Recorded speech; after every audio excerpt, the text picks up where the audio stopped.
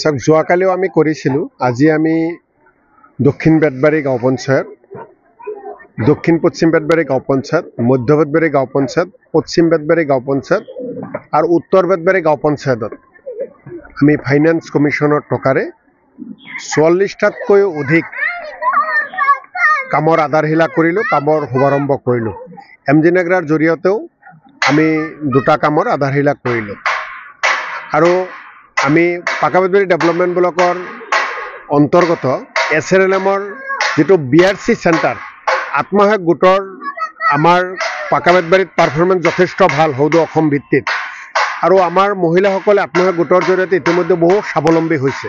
গতিকে মহিলাসকলক আগবঢ়াই লৈ যোৱাৰ কাৰণে মই কয়াকুছি বজাৰ একবাৰে ব্যৱসায়ৰ যিটো প্ৰাণ কেন্দ্ৰ তাত এটা বিজনেছ ৰিলেটেড এটা BRC চেণ্টাৰ তেওঁলোকৰ কাৰণে এটা বিল্ডিং আগতে কৰিছিলোঁ, এটা কেন্দ্ৰ মুকলি কৰিলোঁ যাৰ জৰিয়তে তেওঁলোকে ব্যৱসায় বাণিজ্য কৰিব।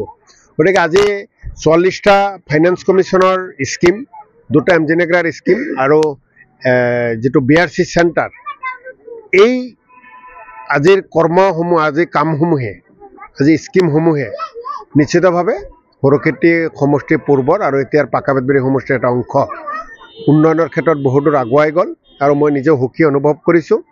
যিমান কাম ধৰিছোঁ আপোনালোকে গোটেই দিনটো লগত আছে দেখিছে যে সেই কাম কোনো অপচয় নহয়।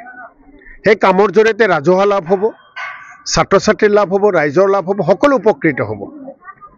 মই সদায় পাকা বেতবাৰী ব্লকত যেতিয়া যাওঁ, আত্মসহায়ক গোটৰ মহিলাসকলে সদায় আহে, সকলোৰে কোলাত শিশু থাকে, তেওঁলোকে শিশুসকলক যেতিয়া মাকে গাখীৰ খুৱাব লাগে যথেষ্ট অসুবিধাত পৰে।